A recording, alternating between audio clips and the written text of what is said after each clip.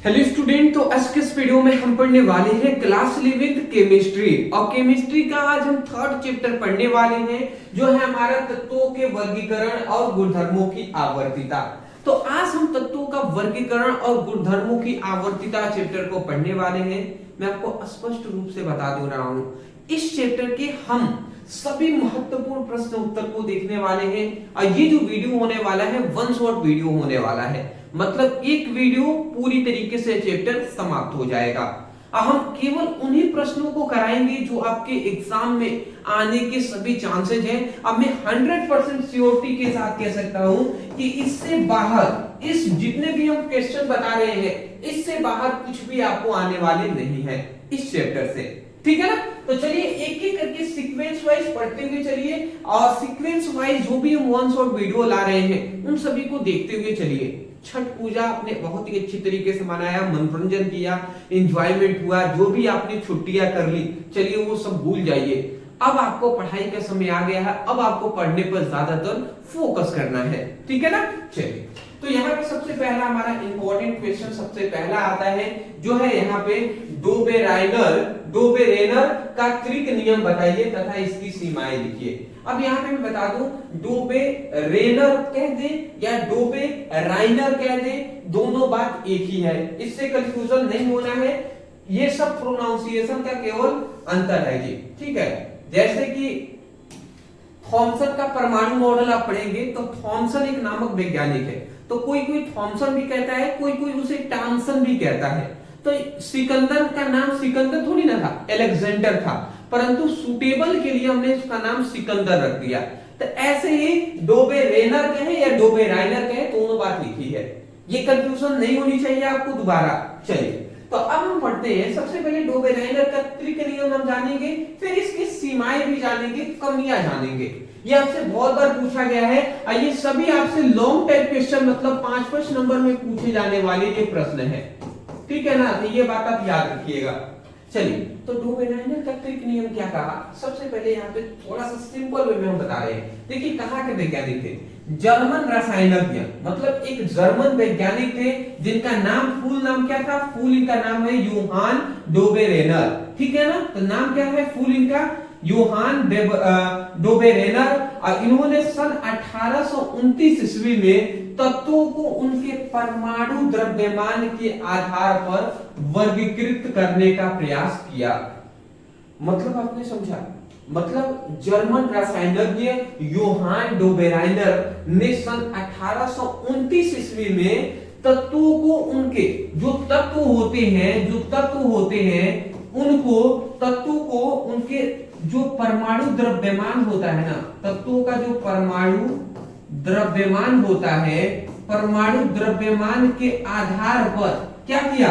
इन जो ये जो तत्व है इनके गुणधर्मों का मतलब तत्वों के जो गुणों का या वर्गीकरण करने का प्रयास किया। वर्गीकरण करने का प्रयास इन्होंने किया। समझ रहे हैं? मतलब सोचा सी बात है, जर्मन नामक एक वैज्ञानिक थे जिनका नाम था यूहान डोबेराइनर। इन्होंने 1829 ईस्वी में तत्वों को उनके परमाणु द्रव्यमान के आधार पर उनका वर्गीकरण करने का प्रयास किया। वही बात हमने लिखा है, जर्मन रसायनज्ञ यूहान डोबेरेनर ने सन 1829 ईस्वी में तत्वों को उनके परमाणु द्रव्यमान के आधार पर वर्गीकृत करने का प्रयास किया। अब क्या प्रयास किया? अब इसमें इनका नियम आप समझिएगा। ये तो सिंपल से एक बात हमने बताया है कि इन्होंने तत्वों का वर्गीकरण करने का प्रयास किया, तो वो प्रयास डोबेराइनर के त्रिक नियम से ही किया गया था। तो अब त्रिक नियम क्या था ये हम समझेंगे। तो यहां से आप त्रिक नियम लिख सकते हैं कि कुछ तत्वों को 3-3 के समूह में इस प्रकार रखा जाए कि मध्य तत्वों का परमाणु द्रव्यमान पहले और तीसरे तत्वों के परमाणु द्रव्यमान के लगभग औसत के बराबर होता है। मतलब डोबेराइनर ने ये कहा, डोबेराइनर नामक एक वैज्ञानिक थे, उन्होंने क्या किया? कुछ ऐसे तत्व लिए, 3-3 तत्व ऐसे ले लिए। कोई भी तत्व, जैसे एक तत्व ले लिया गया, जैसे हम यहाँ पे ले सकते हैं, जैसे कि जैसे एक हम एग्जांपल से थोड़ा सा आपको हम समझाना चाहते हैं। जैसे इनका कहना ये था ना कि मान लेते हैं तीन तत्व ले लेते हैं, ठीक है, एक ए तत्व है, एक बी तत्व है, एक सी तत्व है, ठीक है। ए तत्व का परमाणु द्रव्यमान मान लेते हैं सपोज है कि ए तत्व का परमाणु द्रव्यमान है 4, अब बी तत्व का परमाणु द्रव्यमान है मान लेते हैं 10, ठीक है, सॉरी, ए तत्व का परमाणु द्रव्यमान है 4, अब बी तत्व का परमाणु द्रव्यमान है वो है 10। बीच वाला जो बी है ना, इसका जो परमाणु द्रव्यमान है 7। तो इनके कहने का मतलब ये था, डोबराइनर ने ये कहा कि डोबराइनर ने जब तीन तत्वों को जब डोबराइनर ने तीन तत्वों को उनके परमाणु द्रव्यमान के आधार पर, यहां पे परमाणु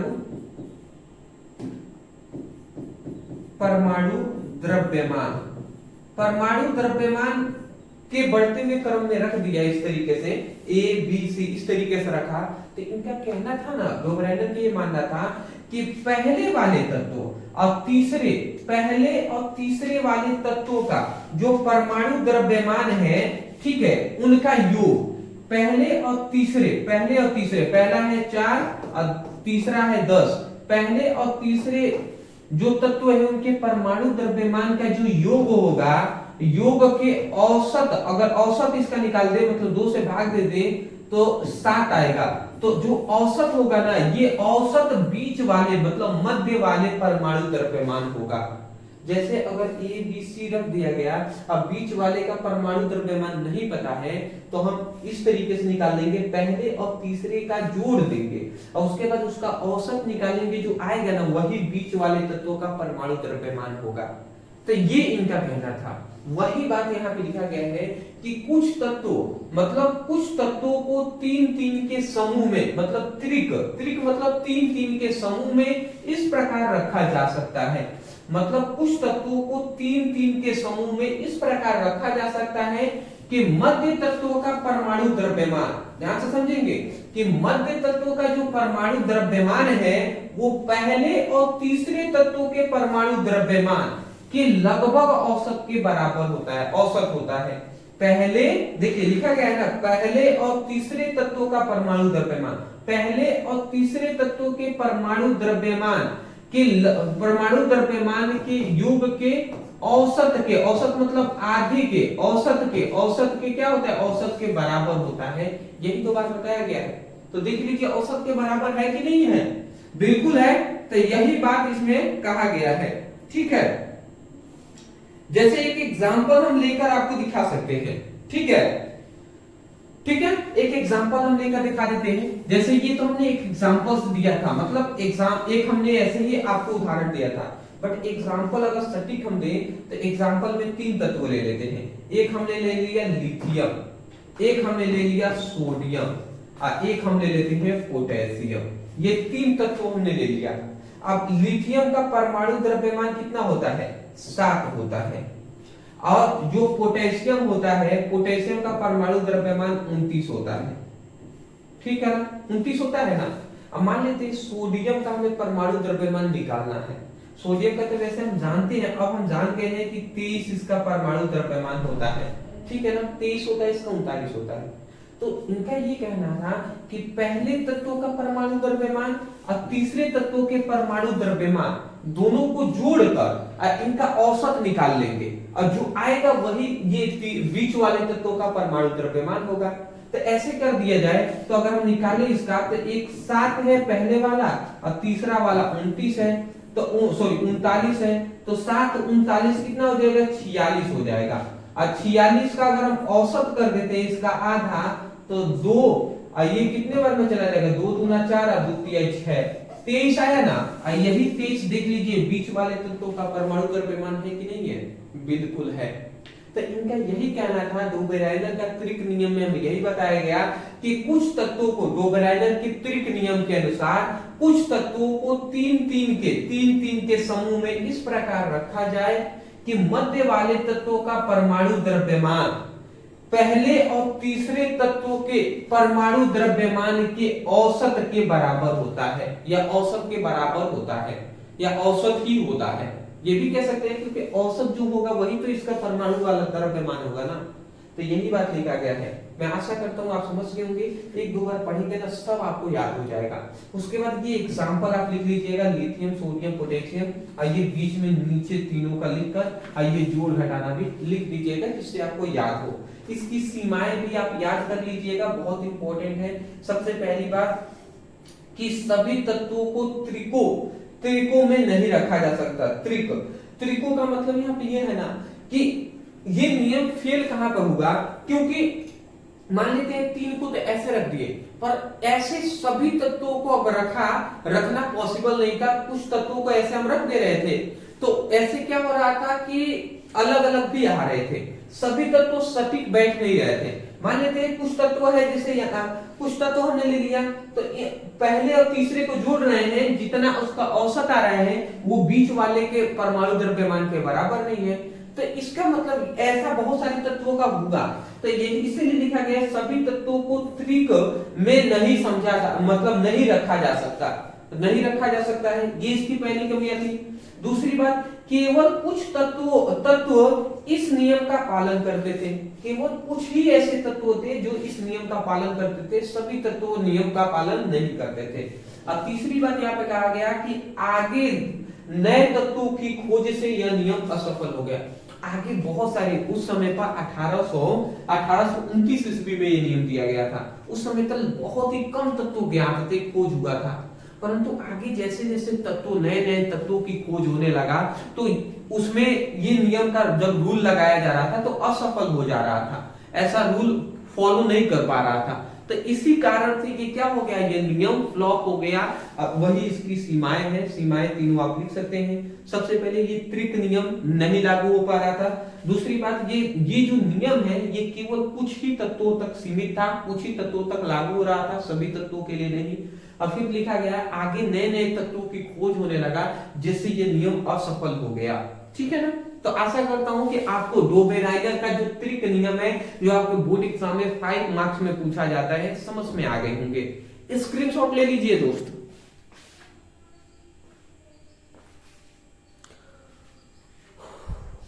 चलिए, बहुत ही अच्छी बात है, कुछ ज्यादा ही समय हमने दे दिया।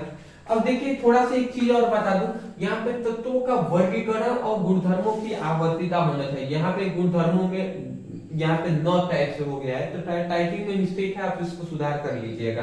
ठीक है ना। यहाँ पे ऊपर आप देखिए, यहाँ पे तत्वों का गुणधर्म और तत्वों का वर्गीकरण होना चाहिए, तो यहाँ पे टाइपिंग में थोड़ी मिस्टेक हो गई है, तो आप इसको सुधार कर सकते हैं, उससे कोई दिक्कत वाली बात नहीं है। याद रखेंगे चैप्टर 3 हम पढ़ रहे हैं।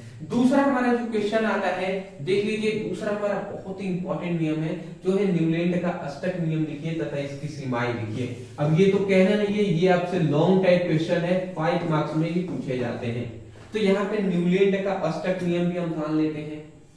न्यूलैंड का अष्टक नियम, तो न्यूलैंड के अष्टक नियम क्या होता है, तो देखिए यहाँ पे हमने स्पष्ट रूप से लिखा हुआ है, ब्रिटिश रसायनज्ञ थे, मतलब कहाँ के वैज्ञानिक थे, ब्रिटिश वैज्ञानिक थे, जिसका फुल नाम क्या था, J.A. न्यूलैंड। क्या नाम था, J.A. न्यूलैंड नाम था। तो ब्रिटिश वैज्ञानिक J.A. न्यूलैंड ने सन 1864 ईस्वी में तत्वों को उनके परमाणु द्रव्यमान के बढ़ते हुए क्रमबद्ध में किया, परमाणु द्रव्यमान के बढ़ते क्रम में क्रमबद्ध किया। मतलब इन्होंने सबसे पहले कि ब्रिटिश जो वैज्ञानिक थे न्यूलैंड, उन्होंने 1864 ईस्वी में क्या किया, तत्वों को उनके परमाणु द्रव्यमान के बढ़ते हुए क्रम में रख दिया। ठीक है ना। तत्वों को उनके परमाणु द्रव्यमान के बढ़ते हुए क्रम में रखा, और उसके बाद इन्होंने नियम क्या दिया, उन्होंने पाया, और वही इन्होंने नियम दे दिया। उन्होंने क्या पाया कि यदि तत्वों को उनके बढ़ते हुए परमाणु द्रव्यमान के क्रम में रखा जाए, यदि तत्वों को परमाणु द्रव्यमान के बढ़ते हुए क्रम में रखा जाए, तो प्रत्येक आठवां तत्व पहले तत्व के समान गुण वाले होते हैं। यही नियम है, न्यूलैंड का अष्टक नियम यही है कि इन्होंने ये बताया कि अगर हम तत्वों को परमाणु द्रव्यमान के बढ़ते हुए क्रम में रखें, तो प्रत्येक जो 8वां तत्व होगा वो पहले तत्व के गुणों में समान होगा। समझ रहे हैं क्या बात कहा गया। जैसे कि यहाँ पे एग्जांपल हमने दिया हुआ है, पहले यहाँ पे मैं थोड़ा सा रुकूंगा, अभी यहाँ तक ही पहले समझिएगा। इनका ये कहना था जैसे कि यहाँ पे लिथियम है, बेरिलियम है, बोरान है, कार्बन, नाइट्रोजन, ये ऑक्सीजन, फ्लोरीन, इस तरीके से ये सब हमारा रखा गया है। तो यहाँ से लिथियम से स्टार्ट हुआ, पोटेशियम तक हमने रखा हुआ है। तो ये सभी किसके आधार पर रखा गया है? परमाणु द्रव्यमान के बढ़ते हुए क्रम में रखा गया है। किसके आधार पर? परमाणु द्रव्यमान। तो ये सभी हमारे परमाणु द्रव्यमान के बढ़ते हुए क्रम में हमने रखा हुआ है। तो इनका ये कहना था कि यदि तत्वों को परमाणु द्रव्यमान के बढ़ते हुए क्रम में हम रखें तो प्रत्येक, तो जो पहला, दूसरा, तीसरा, चौथा, पांचवा, छठा, सातवां, आठवां, तो जो आठवां तत्व जो होगा ना वो पहले तत्वों के गुण में समान होगा। प्रत्येक जो आठवां तत्व होगा वो पहले तत्वों के गुणों में समान होगा। मतलब जो सोडियम का गुण होगा वही लिथियम का गुण होगा। वही बात यहाँ पे देख लीजिए, लिखा गया है यदि तत्वों को उनके बढ़ते हुए परमाणु द्रव्यमान के क्रम में रखा जाए तो प्रत्येक आठवां तत्व पहले तत्वों के समान गुण में वाले होते हैं, पहले तत्वों के समान गुण में होते हैं। मतलब ये आठवां तत्व है तो ये पहले तत्वों के गुण में समान होगा। फिर यहाँ पे ध्यान से समझेंगे, फिर इसका अगर गुण अगर हमें पता करना है तो देखिए ये है हमारा बेरिलियम, तो इससे हम जोड़ेंगे 1 2 3 4 5 6 7 8 यहाँ पे आ रहा है तो इसका मतलब मैग्नीशियम, मतलब इसका बेरिलियम का जो गुण होगा वो मैग्नीशियम के गुण से बराबर होगा, और जो हमारा लिथियम का जो गुण होगा वो हमारा सोडियम के गुण के बराबर होगा। अगर कोई हमसे पूछ दे कि नाइट्रोजन का गुण किसके बराबर होगा तो हम यही से गिनेंगे नाइट्रोजन ऑक्सीजन, मतलब 1 2 3 4 5 6 7 8 आ रहा है तो यहाँ पे फास्फोरस, मतलब नाइट्रोजन का जो गुण होगा वो फास्फोरस के गुण के समान होगा। तो प्रत्येक आठवां तत्व है वो पहले तत्वों के गुणों में समान होंगे। समझ रहे हैं? ये क्यों हुआ? तो इन्होंने कहा कि इस नियम को हम अष्टक नियम कहा जाता है। मतलब न्यूलैंड का जो अष्टक नियम है इस नियम को हम अष्टक नियम कहा गया। क्यों कहा गया? क्योंकि यह संगीत के 7 स्वर सा रे गा मा पा धा नी सा, ठीक है ना, तो सा रे गा मा पा धा नी, देखिए 1 2 3 4 5 6 7 के बाद फिर से सा रहा है ना, सा रे गा मा पा धा नी, फिर से सा रे गा मा पा धा नी सा, सा रे गा मा पा धा नी सा। तो इस तरीके से प्रत्येक आठवां जो शब्द आ रहा है वो सा ही आ रहा है, सा रे गा मा पा धा नी सा, फिर से सा रे गा मा पा धा नी सा, मतलब आठवां शब्द क्या आ रहा है? पहले तत्वों के समान है। तो जिस तरीके से ये एक संगीत का स्वर है जिसमें आठवां शब्द सा ही आता है, उसी प्रकार इन्होंने कहा कि प्रत्येक जो आठवां तत्व है वो पहले तत्वों के गुणों में समान होंगे। इसीलिए यहाँ पे कहा गया इस नियम को अष्टक नियम है। तो मैं आशा करता हूँ, चलिए एक बार और मैं आपको रिवीजन करा देता हूँ, एक बार और मैं बता देता हूँ जिससे आपको और भी अच्छे से समझ में आ जाए। देखिए ब्रिटिश रसायनज्ञ जे न्यूलैंड ने क्या बताया था सन 1864 ईस्वी में उनके तत्वों को उनके परमाणु द्रव्यमान के बढ़ते हुए क्रम में रखा। परमाणु द्रव्यमान के जिस तरीके से बढ़ते हुए क्रम में रखा, इन्होंने हमें ये बताया कि तत्वों को उनके परमाणु द्रव्यमान के बढ़ते हुए क्रम में रखा जाए तो प्रत्येक आठवां जो तत्व होता है वो अपने पहले वाले तत्वों के गुणों में समान होता है। ऐसा इसलिए तो इस नियम को अष्टक नियम भी कहा गया, क्योंकि यह संगीत के 7 स्वर सा रे गा मा पा धा नी की तरह आठवां स्वर जैसा ही होता है। सा रे गा मा पा धा नी, फिर से सा आ जाएगा, फिर सा रे गा मा पा धा नी सा, फिर सा आ जाएगा, तो आठवां शब्द सा ही आएगा। इसीलिए इसको रखा गया। एग्जाम्पल में या आप दिखा दीजिएगा। मैं आशा करता हूँ समझ के होंगे। यहाँ पर ऊपर हमने लिखा है यदि तत्वों को परमाणु द्रव्यमान के अनुसार रखा जाए तो परमाणु द्रव्यमान के बढ़ते हुए क्रम में रखा गया है। चलिए स्क्रीनशॉट ले लीजिए आप। अब चलिए इसका भी हमने क्या देखा है, न्यूलैंड का अष्टक नियम देखा। अब इसकी सीमाएं भी हम देख लेते हैं। इसकी सीमाएं या हम कह सकते हैं कमियां क्या है। तो सबसे पहले इसकी कमियां था कि यह नियम केवल हल्के तत्वों जैसे कैल्शियम तक ही लागू हो पाया। मतलब जो हमारा ये जो तत्व है वो केवल कैल्शियम जो तत्व है वही तक लागू हो पाया, उसके आगे बहुत सारे नए तत्वों की खोज हुआ जिस पर लागू नहीं हो पाया। फिर यहाँ पे लिखा गया है कैल्शियम के बाद तत्व इस नियम का पालन नहीं करते हैं। कैल्शियम से जितने भी पहले तत्व हैं वो पालन करते हैं, वो इस नियम को फॉलो करेंगे, परंतु उसके बाद जो तत्व हैं उन तत्वों पर यह नियम लागू नहीं होता है। फिर लिखा गया है नए तत्व जैसे नोबल गैस, मतलब बहुत सारे अक्रिय गैस भी आ गए, तो अक्रिय गैसों की खोज के बाद यह नियम फ्लॉप हो गया। फ्लॉप मतलब असफल हो गया। जब अक्रिय गैस का खोज हो गया उस समय पर यह नियम क्या हो गया, फ्लॉप हो गया, फेल हो गया। अगला हमारा यहाँ पे आ गया चौथा कि यह नियम में मतलब इस नियम में तत्वों को जबरन फिट किया गया जिससे क्रम क्या होगा, गड़बड़ा गया। मतलब इस नियम में जबरदस्ती ही क्या किया गया है, तत्वों को फिट किया गया है, रखा गया है, जिससे ये क्या हो गया, जिससे उसका क्रम क्या हो गया, गड़बड़ हो गया था। ठीक है ना, तो ये इसकी सीमाएं हैं, इसका भी स्क्रीनशॉट आप ले लीजिए। चलिए जी, तो बहुत बहुत आपका सभी को मैं तो यही कहूंगा कंग्रेचुलेशन, क्योंकि आपका 10 नंबर का जो टॉपिक है कंप्लीट हो गया। ठीक है ना, एक एक करके हम सभी इंपॉर्टेंट नियम को हम जानेंगे, जो सिद्धांत है ये सब हम जानेंगे। देखिए एक और हमारा आ गया है जो कि बहुत ज्यादा बार पूछा गया है, जो है मेंडलीव की आवर्त नियम लिखिए तथा इसकी सीमाएं लिखिए। बताइए, ये कहना तो है नहीं कि आपके बोर्ड एग्जाम के लिए सभी ये 5 नंबर और या तो आपसे 3 नंबर में पूछे जाते हैं। तो चलिए हम देख लेते हैं। मेंडलीव की एक होता है आवर्त नियम, एक होता है मेंडलीव की आधुनिक आवर्त सारणी। ठीक है ना, अब मेंडलीव की मूल आवर्त सारणी भी है।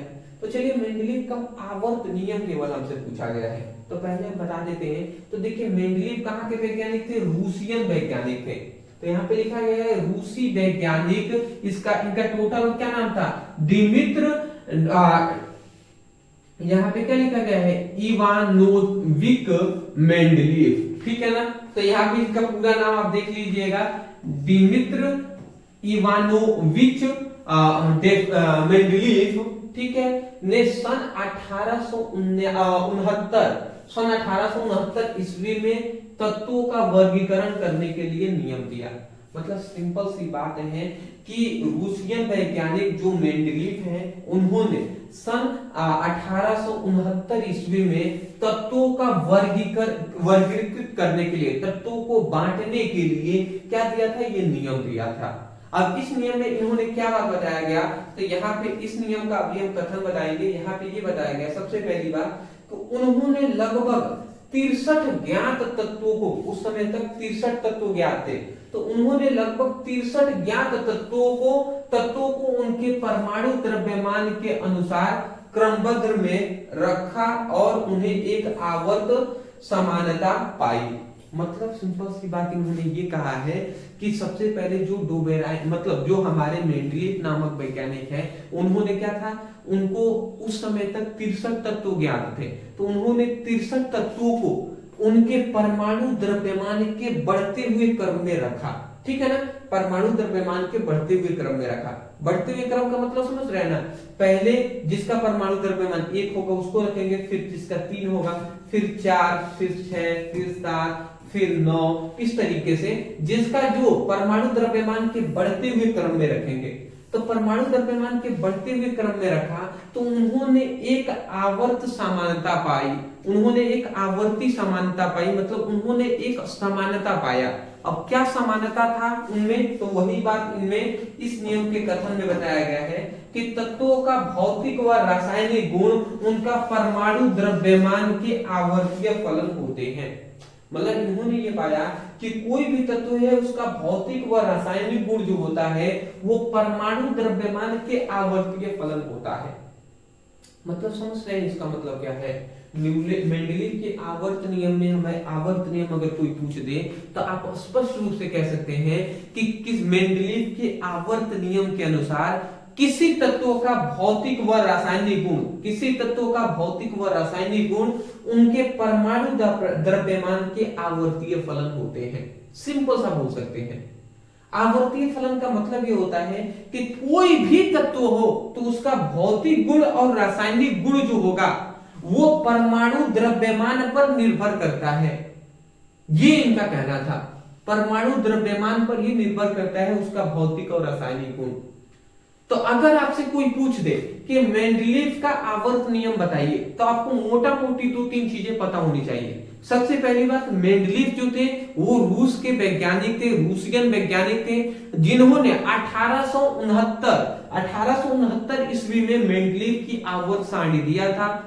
इन्होंने क्या किया, उस समय तक 63 तत्व ज्ञात थे, तो उन 63 तत्वों को परमाणु द्रव्यमान के बढ़ते हुए क्रम में रखा और रखकर उन्होंने उनको एक समानता पाई। और वो समानता क्या था कि तत्वों का भौतिक और रासायनिक गुण जो होता है वो उनके परमाणु द्रव्यमान के आवर्तीय फलन होते हैं। मतलब तत्वों का भौतिक और रासायनिक गुण जो है वो उनके परमाणु द्रव्यमान पर ही निर्भर करते हैं। ठीक है, तो ये इनका ये मानना था। परंतु यहाँ पे अर्थात इसका मतलब क्या होगा, आवर्तीय फलन का मतलब वही बात हमने लिखा हुआ है कि अगर तत्वों को, मतलब ध्यान से समझेगा, अगर तत्वों को उनके बढ़ते हुए परमाणु द्रव्यमान के क्रम में रखा जाए, यदि तत्वों को उनके बढ़ते हुए परमाणु द्रव्यमान के क्रम में रखा जाए तो समान गुण वाले तत्व एक नियमित अंतराल के बाद बार बार आते हैं। समान गुण वाले जो तत्व हैं वो एक नियमित अंतराल के बाद बार बार आते हैं, ये इनका कहना था। ठीक है ना, यही इसका आवर्तीय फलन का मतलब होता है। तो मैं आशा करता हूं आप समझ के होंगे। अगर इतना सब आपको थोड़ा हार्ड लग रहा है, सोच रहे होंगे सर इतना ज्यादा लिखना पड़ेगा, कैसे होगा, इस तरीके से बहुत सारे स्टूडेंट है सोचते हैं, तो उनको मैं कहना चाहूंगा जो मैं बोल रहा हूं उतना लिख देंगे ना तब भी फुल नंबर मिलेंगे। आप केवल इतना बोलेंगे मेंडलीव का आधुनिक नियम, अगर आप मेंडलीव का आवर्त नियम कोई पूछते तो आप कहेंगे रूसियन वैज्ञानिक मेंडलीव ने सन 1869 ईस्वी में तत्वों का वर्गीकरण के लिए एक नियम दिया, जिसमें उन्होंने ज्ञात 63 तत्वों को उनके परमाणु द्रव्यमान के बढ़ते हुए क्रम में रखा। ठीक है, रखा तो उन्होंने एक समानता पाई। अब वो समानता क्या थी, तो फिर आप लिखेंगे कि इस नियम के अनुसार किसी भी तत्वों का भौतिक व रासायनिक गुण उनके परमाणु द्रव्यमान के आवर्तीय फलन होते हैं। यही बात आपको लिख देना है। उसके बाद ये नीचे के लिखने की आवश्यकता नहीं है, तो हमने समझाने के मतलब समझाने के तौर पे लिखा है कि आवर्तीय फलन का मतलब होता है कि यदि परमाणु द्रव्यमान के बढ़ते हुए क्रम में रखें तो प्रत्येक कुछ तत्वों के बाद बार बार वो तत्वों का गुण आपस में इक्वल ही आएंगे। ठीक है ना, जैसे न्यूलैंड का अभी हमने अष्टक नियम पढ़ा था, तो प्रत्येक 8वां तत्व पहले तत्वों से गुणों में समान आ रहे थे, तो उसी प्रकार कुछ ये भी इन्होंने कहा। फिर इसका हम जान लेते हैं कि कुछ मुख्य बातें इसमें क्या क्या बातें बताई गई। तो सबसे पहली मुख्य बात इसमें बताया गया कि तत्वों को बढ़ते हुए परमाणु द्रव्यमान के क्रम में रखा गया। मतलब इसमें क्या किया गया, तत्वों के परमाणु द्रव्यमान के बढ़ते हुए क्रम में रखा। ठीक है ना, जैसे कि अभी न्यूलैंड का अष्टक नियम अगर आपको मैं दिखाना चाहूं तो यहाँ पे देखिए परमाणु द्रव्यमान के बढ़ते हुए क्रम में रखा गया है, तो इसी प्रकार कुछ यहाँ पे भी रखा गया। ठीक है ना, तो सबसे पहले यहाँ पे एग्जांपल हमें आप दे सकते हैं, जैसे कि lithium, beryllium, boron, carbon, nitrogen, oxygen, तो इस तरीके से परमाणु द्रव्यमान के बढ़ते हुए क्रम में रखा गया। दूसरी बात यहाँ पे लिख सकते हैं, जिन तत्वों का गुण समान थे उन्हें एक ही समूह में रखा गया। जिन तत्वों का गुण अगर इक्वल आ रहा था तो उन्हें एक ही तत्व मतलब एक ही समूह में इनको रखा गया था। अब समूह क्या होते हैं, ग्रुप क्या होते हैं, वो अभी हम आगे बताएंगे आपको जब हम पढ़ेंगे आवर्त सारणी। ठीक है ना। तीसरा अगर आपको यहाँ पे बता दूं, मेंडलीव ने सारणी में कुछ स्थान खाली छोड़े। यही सबसे इनकी अच्छी बात थी कि मेंडलीव ने अपनी जो आवर्त सारणी दिया तो आवर्त सारणी में कुछ स्थान खाली ही छोड़ दिए ताकि भविष्य में खोजे जाने वाले तत्वों को वहां रखा जा सके। क्योंकि मेंडलीव जानते थे कि अभी भी बहुत सारे ऐसे तत्व हैं जिनकी खोज नहीं हो पाई है, जबकि वो प्रकृति में है। तो जब उनकी तत्वों की खोज होगा तो उनके लिए कुछ खाली स्थान छोड़ेंगे, नहीं तो अगर नहीं छोड़ेंगे तो हमारा आवर्त सारणी जैसे ही कोई नियम कोई तत्वों की खोज हुआ वैसे ही हमारे आवर्त सारणी पूरी तरीके से फ्लॉप हो जाएगा। तो उसीलिए इन्होंने मेंडलीव ने अपने आवर्त सारणी में कुछ खाली स्थान भी छोड़ दिए जिससे कि भविष्य में खोजे जाने वाले तत्वों को वहां रखा जा सके। ठीक है ना। फिर यहाँ पे बताया गया कि मेंडलीव की आवर्त सारणी में 7 आवर्त और 8 समूह होते हैं। मतलब इसका मतलब आप समझिएगा, मैं यहाँ पर एक फिगर बनाकर आपको समझाना चाहूं तो इनके आवर्त सारणी कुछ इस प्रकार थी जिसमें 7 आवर्त थे,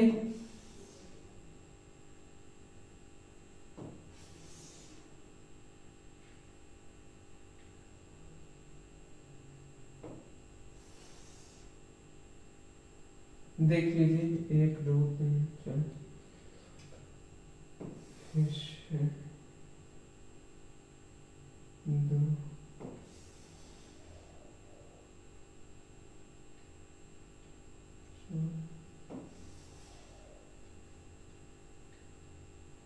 6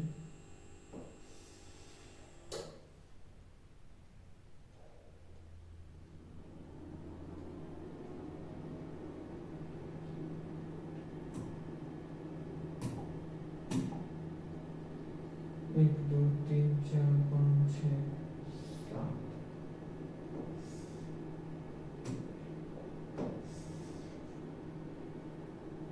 देख लीजिए यहाँ पे यही बात मेंडलीव ने उन्होंने ये बताया कि मेंडलीव की जो आवर्त सारणी है, देखिए इस तरीके से खड़ा जो कॉलम है ना, खड़ा उसको हम समूह कहते हैं।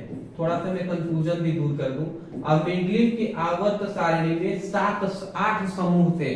अब कितने आवर्त थे तो इस तरीके से अगर देखा जाए तो एक कॉलम 2 3 4 5 6 7, तो 7 क्या थे आवर्त जो थे, इसको आवर्त कहते हैं और 7 आवर्त थे। ठीक है ना। तो यही बात यहाँ पे कहा गया कि मेंडलीव की सारणी में 7 आवर्त, इस प्रकार 7 आवर्त थे और 8 क्या थे, 8 समूह थे। यही बात कहा गया।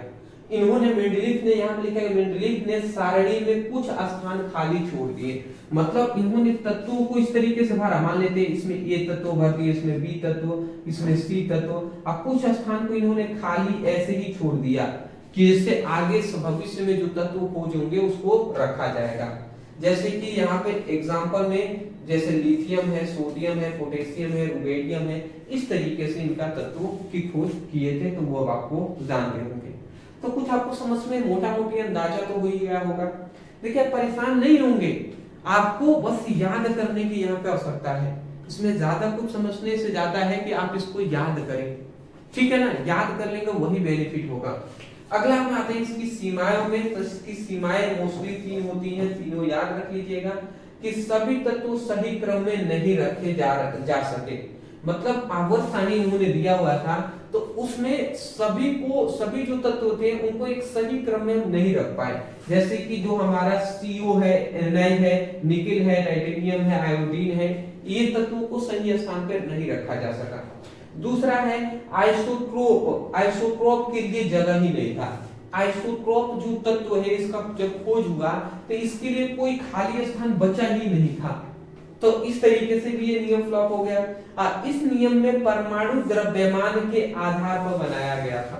मतलब ये जो नियम उन्होंने दिया था ये परमाणु द्रव्यमान के आधार पर दिया था।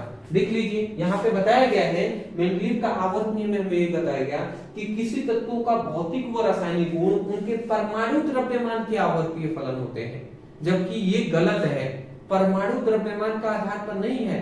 अभी हमें पता चल गया है कि कोई भी तत्व है उसका भौतिक और रासायनिक गुण जो होता है वो परमाणु क्रमांक के आवर्तीय फलन होते हैं।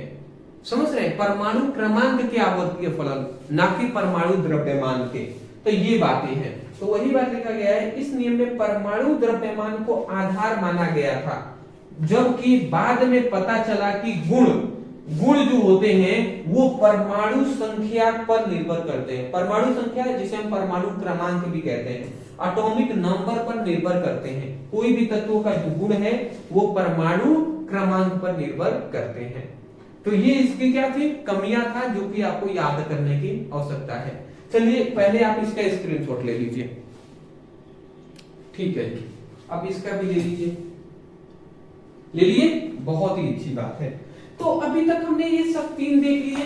देखिए इसमें ना, इस वाले जो चैप्टर है देख लीजिए, एक और हमने यहाँ पे ले लिया है, जो है मेंडलीव की आधुनिक आवर्त सारणी, ठीक है ना। मेंडलीव की आधुनिक आवर्त सारणी, इसकी विशेषताएं लिखिए। आइए 5 मार्क्स में पूछे जाते हैं, कहना तो है नहीं, मैं आपको स्पष्ट रूप से बता दे रहा हूं। देखिए सबसे पहली बात कि ये जो हमारे हम जो कुछ बना रहे हैं, इस चैप्टर में सबसे ज्यादा यही सब सारणी ही पूछी जाती है, नियम ही पूछे जाते हैं, ठीक है। इसमें ज्यादा न्यूमेरिकल आपसे नहीं पूछा जाता।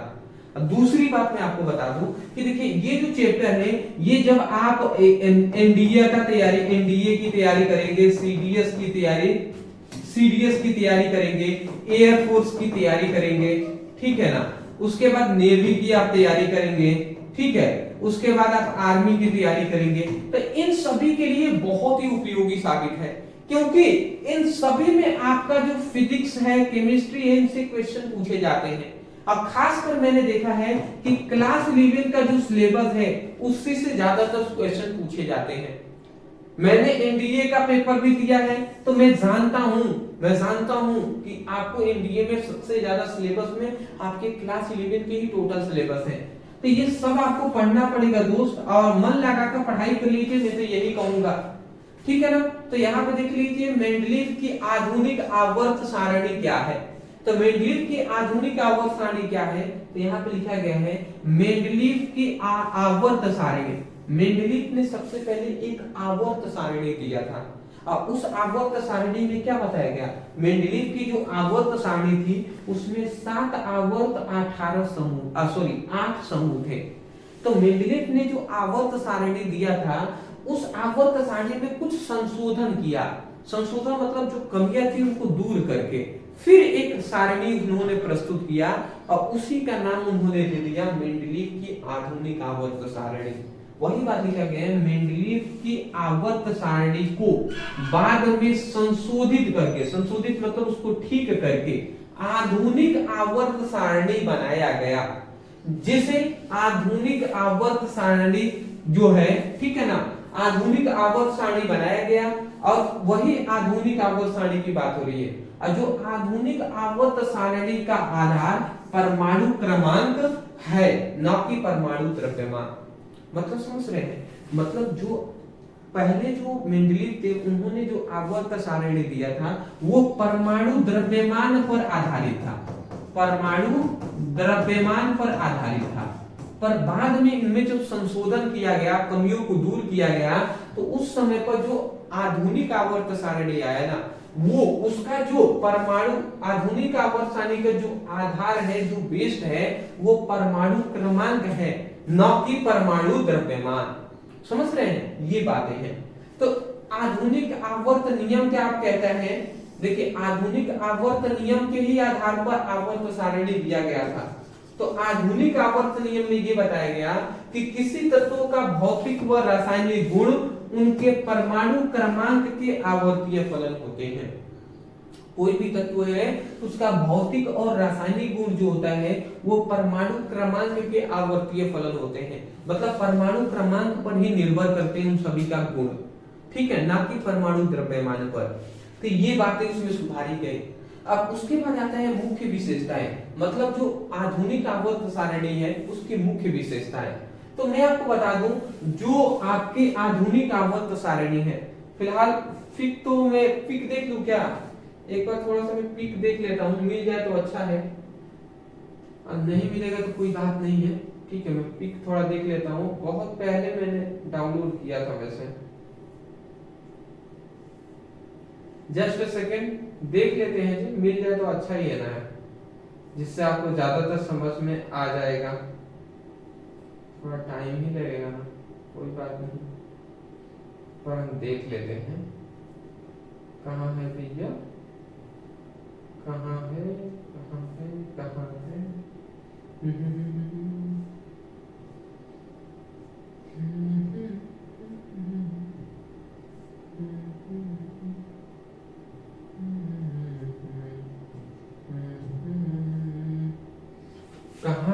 भैया, मिल तो गया। चलिए, बहुत बहुत मैं तो यही कहूंगा ईश्वर की, अल्लाह ताला की या भगवान की बहुत कृपा है कि मिल गया। यही है आपकी आधुनिक आवर्त सारणी। मैं एक बार यहाँ पे दिखा दे रहा हूँ अच्छे से बड़ा करके, उसके बाद ना हम क्या करेंगे, बस पढ़ेंगे और समझेंगे। देख लीजिए, ये आपको आधुनिक आवर्त सारणी दिखाई दे रही होगी। मैं इसको थोड़ा सा एक बॉक्स में बंद कर दे रहा हूँ, जिससे आपको थोड़ा स्पष्ट रूप से पता चले कि कहां से कहां तक है।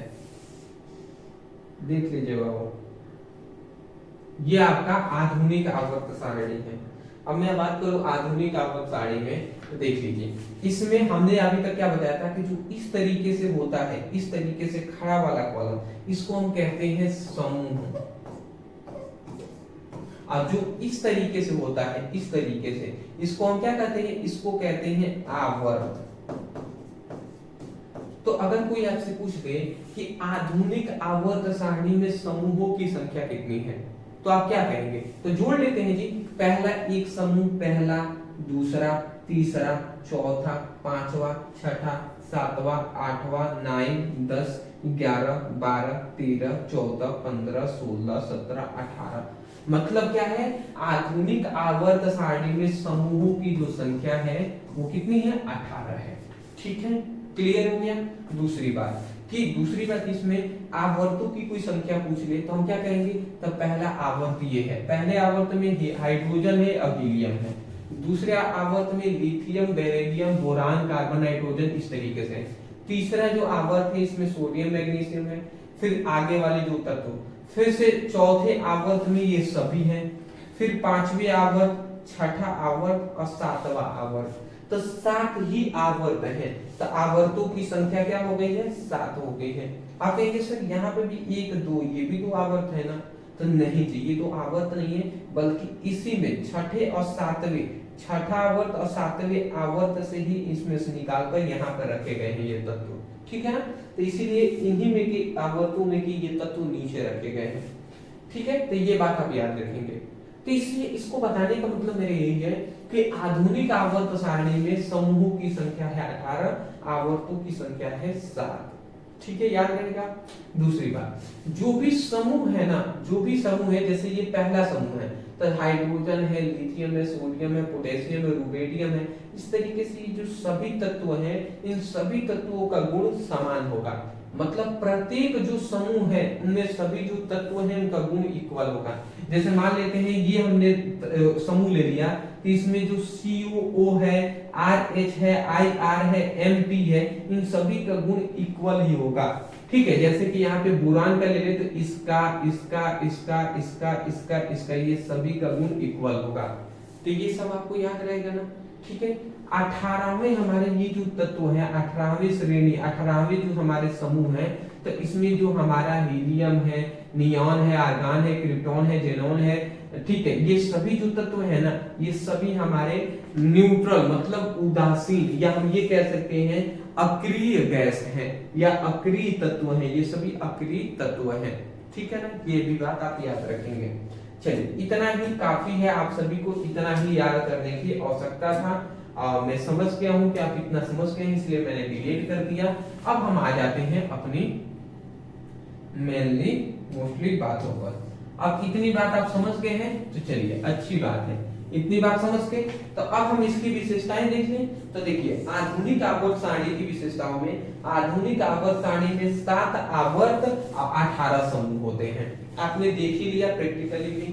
दूसरी बात, एक ही समूह के तत्व का रासायनिक गुण समान होता है।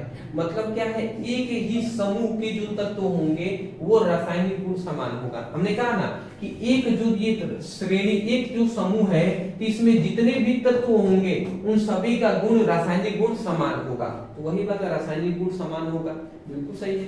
फिर यहाँ पर लिखा गया है, इनमें धातु, अधातु, उपधातु 3 प्रकार के तत्व शामिल हैं। मतलब पूरे रासायनिक श्रेणी में, विद्युत रासायनिक मतलब पूरे आधुनिक आवर्त सारणी में 3 तत्व हैं। एक है धातु, एक है अधातु और है उपधातु। मतलब 3 ही प्रकार के श्रेणी वाले तत्व हैं।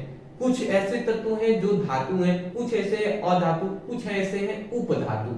ठीक है, अगला बात है चौथा कि तत्वों के गुणों की आवर्ती, तत्वों के गुणों में आवर्ती उनके परमाणु क्रमांक के अनुसार होता है। मतलब तत्वों के गुणों की जो आवर्ती होती है, रिपीटेशन होता है, वो परमाणु क्रमांक के आधार पर होता है, न कि परमाणु द्रव्यमान के। तो ये तो नियम ही बताया गया है कि तत्वों का भौतिक व रासायनिक गुण उनके परमाणु क्रमांक के आधार पर होता है। फिर से सारणी में S block, P block, D block और एफ ब्लॉक तत्वों में रखा गया है। मतलब ये बात बताया गया कि जो हमारी आधुनिक आवर्त सारणी है उसमें S, P, D, F block में तत्वों को बांटा गया है। ये हम थोड़ा सा भूल गए उसमें बताने में। जैसे उसमें रासायनिक श्रेणी में ना इस प्रकार कुछ था, आपने अगर ध्यान से देखा होगा, ये इसी प्रकार आपका आधुनिक आवर्त सारणी कुछ इस प्रकार था। ठीक है, और नीचे भी दो इस तरीके से श्रेणियां थी, इस तरीके से था। तो मैं आपको बता दूं, ये जो हमारी दो श्रेणियां थी ना, ये इसको हम एस ब्लॉक कहते हैं। इधर जो ऊपर उठा हुआ था यहां से, तो इसको हम क्या कहते हैं, इसको हम कहते हैं पी ब्लॉक। अब बीच वाली जो नीचे वाली जो श्रेणियां थी इसको हम कहते हैं डी ब्लॉक, और नीचे जो ये वाली श्रेणियां थी इसको एफ ब्लॉक कहते हैं। आप एक बार आवर्त सारणी देखिएगा, समझिएगा, तो उसमें समझ में आ जाएगा। ठीक है ना, तो ये बातें थी इनकी विशेषताएं, मैं आशा करता हूँ समझते होंगे। अगला हम इसको देख लेते हैं। ठीक है ना, चलिए अगला हम देखेंगे। पहले आप इसका स्क्रीनशॉट ले लीजिए। हाँ, क्या आपका दिक्कत आ रहा था, एस ब्लॉक, पी, डी, ए, एफ, ये सब क्या होते हैं, कैसे हैं, तो ये भी समझना है ना। चलिए हम यहाँ पे आपको समझा देते हैं। अब हमारा अगला क्वेश्चन वही आ रहा है, एक बार और हम ढूंढना पड़ेगा लग रहा है। चलिए कोई नहीं, हम ढूंढ लेते हैं, एक बार और हम ढूंढेंगे पर दिखाएंगे जरूर। यही है ना, चलिए मिल भी गया, अंदाजा था ना, इसीलिए थोड़ा छोटा ही कर दिया यहाँ पे। देखिए बात को समझिएगा। यहाँ पे देखिए, ये हमारा पहला श्रेणी, दूसरा श्रेणी, ये हमारा एस ब्लॉक कहलाता है, एस ब्लॉक। ये पहला दूसरा श्रेणी है एस ब्लॉक। और जो हमारा यहाँ से 13 श्रेणी, 13 वाले श्रेणी से लेकर 18 वाले श्रेणी को पी ब्लॉक कहते हैं। और जो ये हमारा 3 से लेकर 12 तक की, ये जो हमारी बीच की श्रेणी है, इसको हम कहते हैं डी ब्लॉक। और नीचे ये जो दो श्रेणियां हैं, इसको हम कहते हैं एफ ब्लॉक। समझ गए ना। तो आधुनिक आवर्त सारणी को S, P, D, F block में बांटा गया है। बिल्कुल सही बात है, समझ गए होंगे। अब हमसे कह रहा है कि निम्नलिखित पर टिप्पणी लिखिए। मतलब मैं कह सकता हूँ कि भी आई है वेरी इंपॉर्टेंट है जी। यहाँ पे कह रहे हैं कि एस ब्लॉक तत्व, पी ब्लॉक तत्व, डी ब्लॉक तत्व और एफ ब्लॉक तत्व को परिभाषित करना है। तो समझ लेते हैं जी, एस ब्लॉक तत्व किसे कहते हैं। तो देखिए एस ब्लॉक तत्व यही है ना। तो देखिए एस ब्लॉक तत्व का मतलब कि किसी तत्व के परमाणु का जो अंतिम इलेक्ट्रॉन जो होता है, यदि वो एस उपकोष में प्रवेश करेगा तो उसी को हम एस ब्लॉक तत्व कहेंगे। मतलब जो हाइड्रोजन है, लिथियम है, सोडियम है, हेलियम है, मैग्नीशियम है, ये सभी के तत्व जो है ना, सभी जो तत्वों के परमाणु हैं, तो सभी परमाणु का जो इलेक्ट्रॉन है ना, वो इस उपकोष में प्रवेश किया है, इसीलिए इनका क्या है, इसीलिए ये इस ब्लॉक तत्व कहलाएंगे। तो यही बात हमने परिभाषा लिखा हुआ है कि वे तत्व जिनके परमाणु, तत्वों के ही तो परमाणु होते हैं ना, तो वे तत्व जिनके परमाणु के बाह्यतम कक्षक, परमाणु का जो बाहरी कक्षक में इलेक्ट्रॉन इस कक्षा में भरते हैं, तो उन्हें इस ब्लॉक तत्व कहते हैं। मतलब वे तत्व जिनके परमाणु की बाह्यतम कक्षा में इलेक्ट्रॉन इस कक्षा में भरते हैं, तो उन्हें इस ब्लॉक तत्व कहते हैं। जैसे उदाहरण में समूह 1 और 2 के तत्व, समूह 1 और 2 के तत्व क्या होंगे, इस ब्लॉक तत्व कहलाएंगे। जैसे हाइड्रोजन हो गया, सोडियम हो गया, मैग्नीशियम हो गया। एग्जांपल से थोड़ा हम समझा दें आपको। जैसे कि सपोज दैट ऐसे हम ले लेते हैं, जैसे कि लिथियम ही हम ले लेते हैं, जैसे कि मान लेते हैं पहले हाइड्रोजन ही हम ले लेते हैं। यहाँ पे मैं सभी को जगह नहीं है बट समझाने का प्रयास में कर रहा हूँ। जैसे हाइड्रोजन हो गया, तो हाइड्रोजन का परमाणु क्रमांक 1 होता है। परमाणु क्रमांक का ही मतलब होता है इलेक्ट्रॉनों की संख्या। तो 1 इलेक्ट्रॉन है, तो अगर इलेक्ट्रॉनिक विन्यास करें तो इसका क्या होता है, 1s1 होता है। तो 1s1 हो गया ना, मतलब एक जो इलेक्ट्रॉन है वो s उपकोष में भरे गए हैं। इलेक्ट्रॉनिक विन्यास आपको पता ही होगा, 1s1 1s2 2s2 2p6 3s2 3p6 4s2 3d10। इस प्रकार इस तरीके से इलेक्ट्रॉनिक विन्यास भरते हैं। ये इलेक्ट्रॉनिक विन्यास का क्रम है 1s2 2s2 2p6 3s2 3p6 4s2 3d10। इस तरीके से ये आपका इलेक्ट्रॉनिक विन्यास का समूह है। तो देखिए एक ही इलेक्ट्रॉन था तो इसलिए 1s1 ही गया, एक इलेक्ट्रॉन था s में भर गया तो बात खत्म। तो देख रहे हैं ना, हाइड्रोजन का जो एक इलेक्ट्रॉन है वो s उपकोष में भर रहा है। जैसे कि लिथियम है, लिथियम का परमाणु क्रमांक होता है 3, मतलब परमाणु क्रमांक का मतलब लिथियम में इलेक्ट्रॉनों की संख्या है 3। तो कैसे भरेंगे, तो सबसे पहले 1s2, देखिए 1s2 है तो 2 इलेक्ट्रॉन s उपकोष में भर गए। उसके बाद 3 था, 2 तो यहाँ पे भर गए, एक ही ना बचा। तो 1s2 के बाद आता है 2s2, तो 2 हम यहाँ पे लिखते पर नहीं लिखेंगे, क्यों? क्योंकि भैया 2 तो यहाँ पे भर गए हैं, एक ही इलेक्ट्रॉन बचा है तो एक ही ना यहाँ पे भरेगा। तो देख लीजिए s उपकोष में ही तो भरा है ना, इसकी जो अंतिम इलेक्ट्रॉन है वो s उपकोष में ही भरा है। जैसे कि अगर हम यहाँ पे मैग्नीशियम ले लेते हैं, यहाँ पे मैग्नीशियम को भी लिखकर हम देख लेते हैं, तो मैग्नीशियम का परमाणु क्रमांक क्या होता है, 12 होता है ना, मतलब 12 इलेक्ट्रॉन है। तो पहले तो 2 इलेक्ट्रॉन यहाँ पे भर गए 1s2, फिर यहाँ पे भर गए 2s2, फिर यहाँ पे 2p6, फिर से यहाँ पे देखिए अब कितने इलेक्ट्रॉन भर गए, 2 4 हो गए, 4 6 10, 2 और इलेक्ट्रॉन बचे हुए हैं, 10 12 है ना, तो 2 इलेक्ट्रॉन और बचे हुए हैं, 1s2 2s2 2p6 के बाद आता है 3s2, तो 3s2 बचना था 3s2 हम लिख देंगे। तो देखिए 12 इलेक्ट्रॉन थे, 12 इलेक्ट्रॉन भर गए, 1s2 2s2 2p6 3s2, 2 2 4 6 10 10 2 12। तो देखिए अंतिम जो इलेक्ट्रॉन है वो इस उपकोष में भरे गए हैं। तो वही बात हम कह रहे हैं कि वे तत्व जिनका परमाणु का बाह्यतम कक्षक में इलेक्ट्रॉन इस कक्षा में भरते हैं, इस ऑर्बिटल या कक्षा या उपकोष कह सकते हैं कि भरते हैं, उन्हें इस ब्लॉक तत्व कहते हैं। आशा करता हूँ समझ गए होंगे। उदाहरण लिखने के बाद आप ये भी एग्जांपल में लिख सकते हैं। तो इस ब्लॉक इसको कहते हैं, ठीक है। अगला आते हैं इनकी मुख्य विशेषताएं।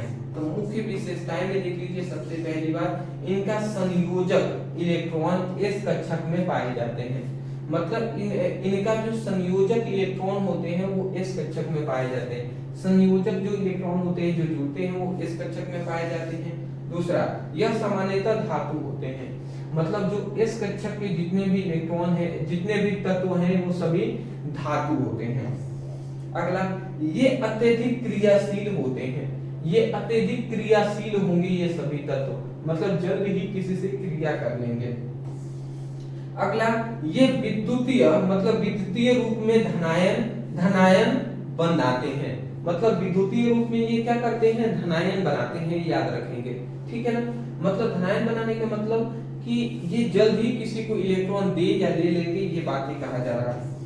अगला, ये अच्छे क्या होते हैं, रिड्यूसिंग एजेंट होते हैं, मतलब ये जल्द ही किसी को देने वाले इलेक्ट्रॉन होते हैं, ठीक है ना। ये ज्यादातर किसी को अपना इलेक्ट्रॉन दे ही देते हैं, लेते नहीं दे देते हैं। अगला बात यहाँ पे ये कहा जा रहा है, यह यौगिक प्राय आयनिक होते हैं, मतलब ये यौगिक प्राय आयनिक होते हैं। जैसे कि सोडियम है तो सोडियम जो है ना, तो सोडियम पे 1 प्लस हो जाएगा, मतलब सोडियम अपना 1 इलेक्ट्रॉन किसी को जल्द ही दे देगा, ठीक है, जिससे ये संतुष्ट हो जाए। तो ये प्राय आयनिक बनाने वाले तत्व इनमें पाए जाते हैं, गुण पाए जाते हैं। चलिए स्क्रीनशॉट ले लीजिए। अभी तक हमने क्या जाना, अभी तक केवल इस ब्लॉक ये 2 तत्वों के गुणों के बारे में, इनके बारे में जाना। अब हम आएंगे, अब हम इस ब्लॉक जान लिए तो दूसरा हम आएंगे पी ब्लॉक तत्व। तो पी ब्लॉक तत्व किसे कहेंगे कि किसी तत्व के परमाणु का अंतिम इलेक्ट्रॉन अंतिम कक्षा के क्या होगा, मतलब पी ब्लॉक में पाया जाएगा, मतलब किसी तत्व के परमाणु का अंतिम इलेक्ट्रॉन यदि पी उपकोष में प्रवेश करेगा तो उसे पी ब्लॉक तत्व कहेंगे, ठीक है ना। और वो पी ब्लॉक तत्व वर्ग 13 से लेकर 18 के बीच में पाए जाते हैं। तो यही बात अब देखिए यहाँ पे लिखा गया है पी ब्लॉक तत्व।